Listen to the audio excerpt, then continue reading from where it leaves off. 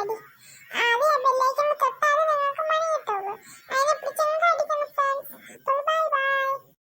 എടാ ദിലീപേ, എടാ നീ എന്നെ കണ്ടിട്ട് മൈൻഡൊന്നും ഇല്ലേടാ?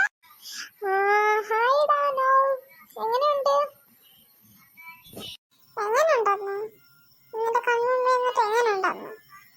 അതല്ല, നിനക്ക് എങ്ങനെയുണ്ടെന്ന്. ഓ എനിക്ക് എന്താ, ഞാൻ ഇങ്ങനെ എനിക്ക് പരമസുഖനെ ഇങ്ങനെ പോണം. തന്നല്ലേ ഒരു പണിയും